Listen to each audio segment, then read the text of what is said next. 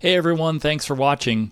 In this video, I'll review the third quarter of 2025 for the programs in NASA's Exploration Directorate, more commonly known by its Artemis brand name. The US government just shut down, and what that means is that work on Artemis II, which was reaching some of the more iconic milestones for launch preparations, is now blacked out. It's an extreme and unfortunate microcosm of longer trends. The workforce is building vehicles and flight plans for multiple missions, but it is simultaneously always hard to get any access to their work and to show and tell what they're doing. And now they're forced to work without pay. But NASA Public Affairs was not given an exception during the shutdown, so we won't see or hear much. For what it's worth, the Artemis II pre-flight briefings may have had an eye on the work stoppage that was upcoming at the time, so we got one last set of updates before NASA went dark. We'll see if that blackout lasts for days or for weeks, and in the meantime, I'll go through the last set of updates we got, starting with a look at this last quarter. During the past quarter, I started covering the status of launch preparations for the Artemis II flight hardware basically every week, so I'll spend less time here. Right now, Exploration Ground Systems is processing the rocket in High Bay 3 of the Vehicle Assembly Building. The last update we got before the government shutdown started on Wednesday was that the SLS Block 1 specific Orion connector, the Orion stage adapter, was stacked early in the week. Looking ahead, we probably aren't going to get much until the government in general and NASA specifically are funded. Artemis II preparations are exempted from the shutdown, but no one will be paid for the duration. Basically, the fraction of the NASA workforce that has to continue working unpaid, although they are supposed to get back pay when funding is restored. That's complicated by the White House threat to fire some of the furloughed NASA workforce. What we were told before the shutdown was that Orion would move to the VAB early this month in October, and then there would be a media event mid-month. That media event is now in jeopardy of being canceled, either by a long shutdown, a large layoff, or both. After Orion is stacked, there will be a set of Orion-specific interface tests, then an integrated Orion and SLS interface verification test, and then a communications end-to-end test. That would be followed by Part 1 of the countdown demonstration test. Hopefully by then, government funding will be restored and we will still have a functioning public affairs office to work with. After CDDT Part 1, Exploration Ground Systems Integrated Operations will work on final preparations for rollout and launch. With things continuing to progress to schedule, the list of current watch items for Artemis II is down to those two milestones. When will Orion move to the VAB for stacking, and when will the integrated vehicle be ready to roll out to the pad for launch? Looking at Artemis III, our understanding of the situation isn't much different at the end of this quarter than it was at the beginning of the summer. During the quarter, NASA Exploration leadership made a semi-public presentation and reposted a table of milestones, but didn't provide much in the way of dates. Some milestones were narrowed down to a fiscal year, but that's all. We do have some updated interim milestones for the elements that would be flying their third integrated flight, EGS, Orion, and SLS, but those schedules only have a little more definition to them and already appear to be tight, with thin margins. No such luck with the private programs, SpaceX with Starship HLS and Axiom Space with their lunar surface spacewalk suits. We see progress in the form of testing, either flight testing or ground testing, but those milestones are largely disconnected from any context, such as the overall progression of milestones, like a critical path or a schedule for upcoming milestones. They are keeping their schedules secret, so we only have the delays to the big or ultimate milestones to go by. For HLS, the 10th Starship flight test was delayed as the quarter started by the accident at the ship test site in late June, which destroyed one of the last version 2 ship prototypes and the test site itself. That mission was flown in late August and was the first full flight test of the year, successfully executing all the test objectives during the flight. The next flight test, the last version 2 flight test, is planned for mid-October, and SpaceX continues a tremendous amount of infrastructure construction at Starbase in Cape Canaveral. But there's still little visibility into the schedule for the next 2 years, when SpaceX has to complete all the Artemis demos. The propellant transfer demonstration and a long-duration flight test will help define how much cryogenic propellant can be transferred and how long it can be maintained. The HLS requirement was 2 months of loitering in lunar orbit, so a demonstration would have to provide enough data to at least extrapolate to 60 or 90 days. Next would be the critical design review for HLS Option A. After that, an uncrewed lunar landing would demonstrate Starship lunar transit for the first time, along with landing on the surface. It's unclear which other subsystems, such as crew life support, an airlock, and so on, would fly with that uncrewed demo, if any. That demonstration lander would never leave the moon, but if it lands successfully, then later on a short hop would be demonstrated, with a liftoff from the surface. But it's not expected that the uncrewed demo will have enough propellant to return to low lunar orbit or to the gateway orbit, as the Artemis III lander will have to do in order for the 2 astronauts to return home. SpaceX is iteratively developing Starship, so it wouldn't be surprising if some aspects of the HLS design need to be modified for the all-up-crewed lunar lander after the uncrewed lunar landing demo. A full tanker salvo will need to be launched in and around the launch of the fully kitted HLS. But all of that is after SpaceX accomplishes its own foundational milestones for the Starship system. They are still prototyping some aspects of ship recovery with the goal of airliner-style rapid reusability. We'll have to see how that goes with the debut of the version 3 revision to the design. There was the promise of on-orbit refilling of ships in 2026, so we'll see how the Artemis demos fit in with that and when they occur. For the spacesuits, Axiom Space noted a few test milestones with their AXEMU lunar surface spacesuit during the quarter, but hasn't provided much in the way of updates to their development schedule in a while. The most recent note was that the suit was supposed to enter critical design review later this year. CDR is a series of reviews at different levels of the overall project, which eventually culminates in a project or program or agency level review. The milestone would be when the final review is completed, and we don't have a schedule for that. The latest update was from the Government Accounting Office right at the beginning of the quarter. CDR was said to be in early 2026, and the GAO report also carried a projection of suit deliveries for Artemis III at the end of 2026. But that was based on information collected through 2024 and only up to February 2025, so even that could be stale information. For the trio of NASA-owned and operated programs that are set to launch and fly Artemis II and then turn around and do it again on Artemis III, we have a little bit more and a little less stale information since they are more public programs, at least for the time being. After the Artemis II launch, Exploration Ground Systems will clean up Mobile Launcher 1 at Pad 39B for a few weeks, and then roll it back to the Vehicle Assembly Building for refurbishment to stack the Artemis III vehicle when that hardware is available. All of the upgrades to ML1 were implemented as a part of preparations for Artemis II, so the turnaround time will be devoted to repair and refurbishment of the equipment. For Orion and SLS, they are still building the final pieces of the Artemis III hardware. I spoke with NASA Orion Deputy Program Manager Debbie Korth again in late September at the Johnson Space Center in Houston and got an overall status check. Prime contractor Lockheed Martin received the third European service module from Airbus at Kennedy Space Center about a year ago in September 2024. They then assembled the crew module adapter they'd completed with ESM-3 into the overall Orion service module. Fluid tube welds, proof testing, and electrical harness connections were completed after that.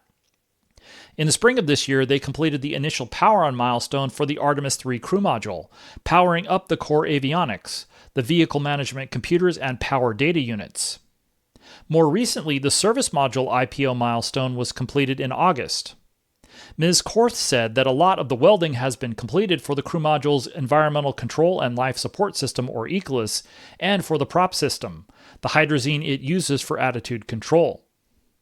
As those orbital tube welds are completed, they are proof tested and leak checked. So the crew module moves back and forth between the clean room for welding and the proof test cell. She said that the crew module and service module mate was looking like mid-next year. That would be after several more milestones, such as mating the spacecraft adapter cone to the service module, thermal and acoustic tests, and mating the completed heat shield to the crew module. The heat shield was or is the long pole or critical path until it's complete. As a reminder, since I've covered this multiple times since the decision last December, the AVCOAT blocks for the Artemis III heat shield were scrapped after the investigation into the behavior seen during the Artemis I Orion re-entry from the Moon. All those blocks were machined off the titanium carrier late last year. A new set of blocks with the revised formula or recipe for the AVCOAT, with more porosity or permeability, were fabricated. We saw the heat shield in the background of a picture at Lockheed Martin's facility in Titusville in a NASA feature published in late September. There are 186 AVCOAT blocks in a full set, and also in late September, Ms. Korth said that 173 of them had been bonded to the carrier. Once the AVCOAT bonding is complete, the heat shield would be taken across the Intercoastal Waterway back to the KSC industrial area for verification and validation testing. That was scheduled by the end of this year. After it's validated and standalone crew module integration is complete, they will be set up in the lift station for mating together. That would happen before the direct field acoustic test, which would happen before the crew module is ready to mate with the service module. As I said earlier, that's planned for the middle of next year, 2026, with the goal for Lockheed Martin to complete final assembly and hand the spacecraft over to Exploration Ground Systems for launch processing by the end of 2026. There are more elements to the multi-stage SLS Block 1 vehicle for Artemis III. Everything is fully assembled or complete except for the piece that was designed from scratch, the core stage. The 5-segment solid rocket boosters use flown or mostly flown space shuttle hardware and borrow heavily from the shuttle propellant design and motor production. Those have been complete and in storage for 3 years. The RS-25 engines flew as Space Shuttle main engines 15 years ago at the end of the shuttle program. The engine controller was a new design with a new software implementation, but that was certified in the last decade, and the Artemis III engines were configured for launch and put back in storage 2 years ago. Even the Artemis IV engines are already configured, and they were put in storage last year. That's relevant because of an issue with a part on one of the Artemis II engines. Engine 2063 was installed in the number 4 position of the Artemis II core stage and was replaced by the engine assigned to the same position for Artemis III, engine 2061. That changeout took place in VAB High Bay 3 back in the spring after the Artemis II core stage was mated to the boosters. I recently spoke with RS-25 prime contractor L3Harris, and they told me they decided to rotate engine 2052, which was assigned to the number 4 core stage engine position for Artemis IV, to the Artemis III set. They are repairing or replacing the hydraulic actuator for engine 2063's main oxidizer valve and will rotate it into the Artemis IV set. That aside, the boosters and the engines are basically complete and ready. The in-space second stage, the interim cryogenic propulsion stage, is complete and ready for stacking. The launch vehicle stage adapter, which connects the core stage and the ICPS, is complete, and the Orion stage adapter is nearing completion of its processing and isn't the critical path for the Artemis III SLS. That's the core stage, the most complicated piece of SLS, and maybe the whole Orion SLS vehicle. Prime contractor Boeing provided several updates so far this year, and NASA published imagery of completed milestones. The critical path is not transparent, but we got a few puzzle pieces during the quarter. That's mostly because Boeing moved all their Kennedy Space Center SLS operations into the VAB. Engine section integration was in the Space Systems Processing Facility, but now the units for Artemis III and IV are in the VAB. The Core Stage 3 engine section was partially disassembled and moved in late July. The bow tail was then remated to the bottom of the engine section, and then that assembly was lifted into Boeing's new Core Stage Vertical Integration Center tool in High Bay 2. Now integration will be completed there rather than the SSPF, but completion of integration and testing is not expected until next year. The final mate of the rest of the stage, which is still at Michoud Assembly Facility in New Orleans, can't happen until those pieces are ready, which NASA says now will be in the spring.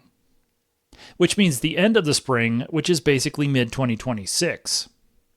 We don't know exactly what the critical path is, but production needs to be restarted and recertified for a few critical hydraulic system components in the engine section, and delivery of those parts are behind schedule. The other four elements, the top 4/5 of the stage, the forward skirt, liquid oxygen tank, inner tank, and liquid hydrogen tank, are almost ready to be joined together. The hydrogen tank would be joined with an engine section simulator. The top three elements would be assembled into a forward join, and then those two subassemblies would be joined into the 4/5 subassembly.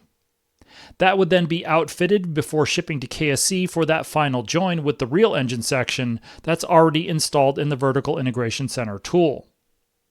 We'll be watching to see how the dates for handover of the Artemis III Orion and SLS core stage track in the next many months. For a little while, it looked like the core stage might be ready before Orion, but at least for the moment, the trends are the other way around again. Or at least there seems to be less uncertainty in the Orion schedule than the core stage schedule for Artemis III at the moment. Looking ahead, even with some uncertainty about when Artemis II will fly and the delivery dates for the final Artemis III and SLS Orion hardware, the bigger uncertainty for Artemis III is with the private but silent commercial development programs. NASA exploration leadership hasn't addressed any of this in public this year, and the political leadership that took over at the beginning of the year alternately wanted to terminate Artemis as currently constituted, or wants to deflect questions about the critical path and the schedule and the possibilities by just saying they would win a race with China and that Artemis III is still flying in mid-2027. If they really believe that, they are curiously unwilling to explain why. We have little to no supporting evidence about how realistic mid-2027 is, or to refute the growing concerns about delays to an Artemis lunar landing. In the near term, it may be that the only updates we get are about EGS, Orion, and SLS getting Artemis II ready to fly and finishing that Artemis III hardware. That might continue to be the case until Artemis II rolls to the pad, maybe early next year. For Orion and SLS, assuming that government funding comes back and NASA Public Affairs isn't laid off, we could see a few more production milestones for the remaining hardware in assembly this year. We just heard about the Orion heat shield status, and that could head back to KSC for final processing before being mated to the crew module. The top four elements of Core Stage 3 could start to be joined in the last quarter to continue to get that ready to ship to Florida next year. But it may be at this point that Artemis II would happen before the next major assembly milestones for those elements. Longer term, in the absence of any clarity about the overall schedule and any supporting evidence, next year we'll be watching for the next Starship flight test, and the next, and then the next, and the milestones for the Axiom spacesuit. The first launch of version 3 of Starship is currently projected to be early next year, which is basically at the end of this quarter, beginning of the next. We'll also be watching for a notification of the human-in-the-loop vacuum test of the Axiom suit. The last word for that was somewhere around the end of this year, beginning of next.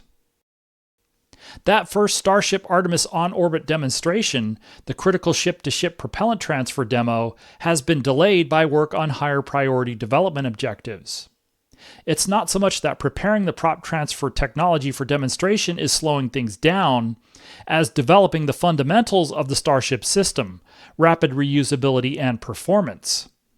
Marcia Smith's story about the recent Aerospace Safety Advisory Panel public briefing had them saying that, quote, the next 6 months of Starship launches will be telling about the likelihood of HLS flying crew in 2027 or by the end of the decade, unquote.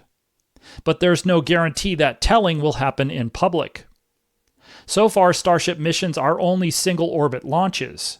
For the on-orbit spacecraft demos and for all the Artemis missions, they will necessarily have to last for days and weeks, which is something completely different, and we'll have to see if NASA or SpaceX are more forthcoming than they have been about HLS so far. Overall, the watch items for Artemis III are constant. The current trends are for Artemis II to happen before Starship gets to its Artemis flight test demonstrations. We may finally start to see that beginning in 2026. In the meantime, we'll be watching for more SLS and Orion production milestones, like completing the Orion heat shield and moving it back into the final assembly building at KSC. The status of Artemis IV has unfortunately been exiled by politics. Although the White House earlier considered completely blowing up Artemis and starting over from scratch, by the time the budget request preview came out in early May, they changed their plan a little bit. Orion and SLS could stay until fiscal 2027 ends, only 2 years from right now, and then they would be retired, along with EGS. Everything else would be terminated and retired now.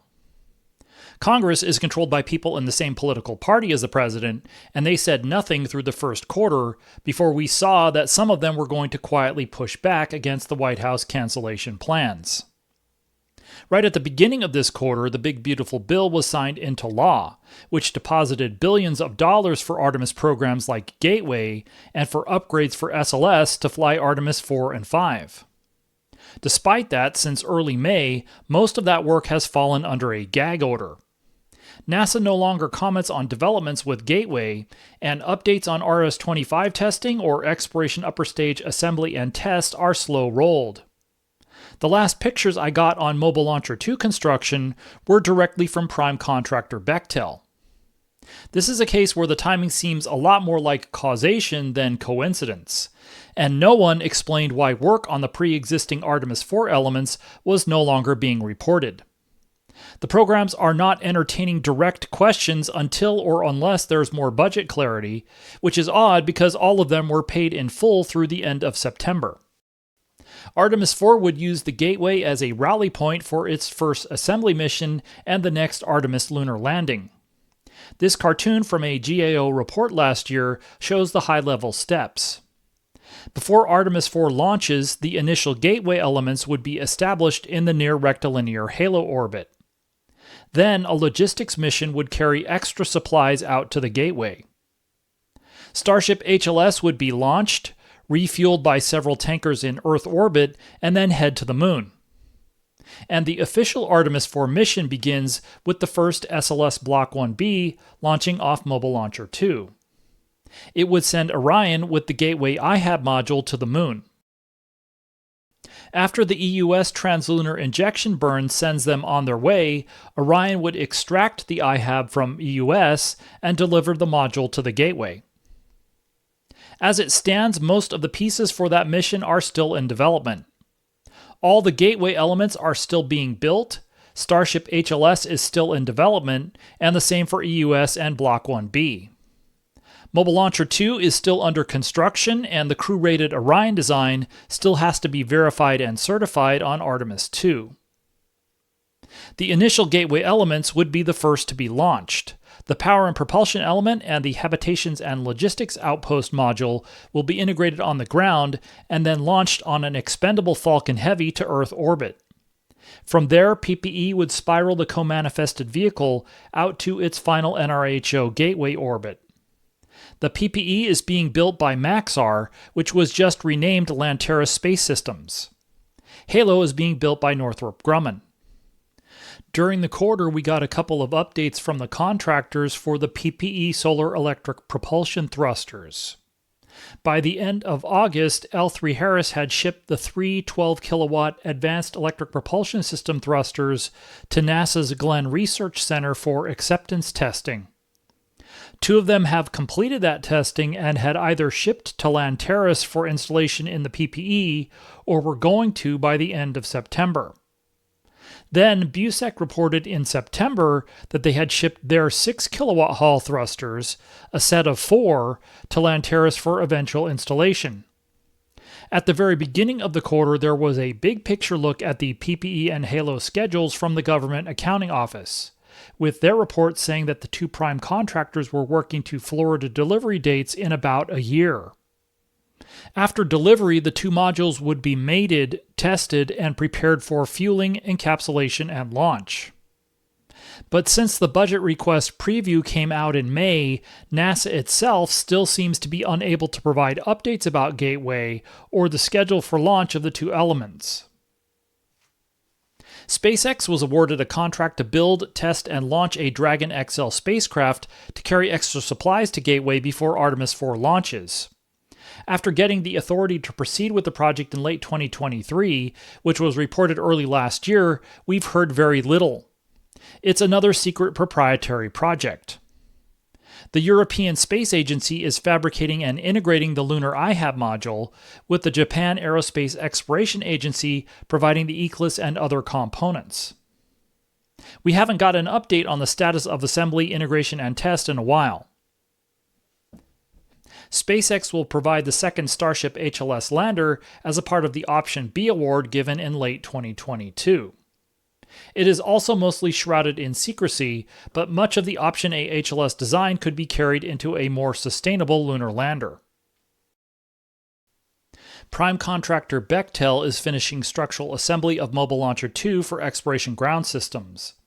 The final sections of the umbilical tower were lifted into place at the end of last quarter and the very beginning of this past quarter in early July. EGS has been assembling and testing the umbilicals themselves at the Launch Equipment Test Facility in the KSC industrial area, and Bechtel has now hung most of those on the umbilical tower, with only the crew access arm left over. On the ML platform base, one of the two large tail service mast umbilicals has already been lifted into place. In their most recent NASA publication, GAO reported that the Space Agency and Bechtel are still working towards a November 2026 delivery date. That would be 3 years later than the original forecast, but ahead of the most recent Joint Confidence Level forecast of late summer 2027. If EGS receives ML2 late next year or early in 2027, it could be well ahead of most of the other Artemis IV hardware. But at that point, EGS will begin a long series of verification and validation tests at Launchpad 39B and eventually in the vehicle assembly building. Both Artemis III and Artemis IV, which use different mobile launchers, could have overlapping needs to use High Bay 3, and also eventually EGS will need to reconfigure the High Bay to support SLS Block 1B and Mobile Launcher 2. That might not be possible until after Artemis III launches, which puts another constraint on Artemis IV. For SLS, completing exploration upper stage development and testing is the critical path for Artemis IV. EUS prime contractor Boeing is assembling the structural test article at the Michoud Assembly Facility in New Orleans. The last major weld for the STA is a liquid hydrogen tank, which is waiting for the large vertical assembly center weld tool at MAF to become available. I spoke with SLS Associate Program Manager Sharon Cobb in Houston at the end of September, and she noted that SLS and Boeing are trying to manage the traffic flow through the tool so they don't hold up production of either the EUS or the core stage for Artemis IV. In parallel, though, welding of the liquid oxygen tank STA was completed, and that element has moved to the EUS gray box integration area. That joins the mid-body assembly, which will connect the two propellant tanks. For the mid-body, the aft adapter, V-struts, and kick rings are being assembled in the tool. For the rest of the vehicle, the unofficial blackout of anything beyond Artemis III has helped keep progress on Artemis IV hardware production quiet. I have gotten a few updates on the core stage engine section, which is already in Florida and was itself moved to the VAB in August. The rest of the stage is still mostly structures at MAF, with Boeing's priority there to finish the Artemis III elements and ship those to Florida next year. I reported on the status of 5-segment booster production in Utah during the last quarterly update, right after a visit to the Promontory facility. The solid propellant is cast into all 10 segments and they are going through final assembly. But there were no further words during the last quarter. Similarly, for assembly and test of the Artemis IV Orion, there were no updates on progress with that build. Looking ahead to 2026, we will see how much NASA and the rest of Washington still values Artemis IV. We might see outfitting of the initial gateway elements start to wrap up. We should see Mobile Launcher 2 outfitting and final assembly of the EUS structural test article. But that depends on steady funding and authorization from Congress and the White House.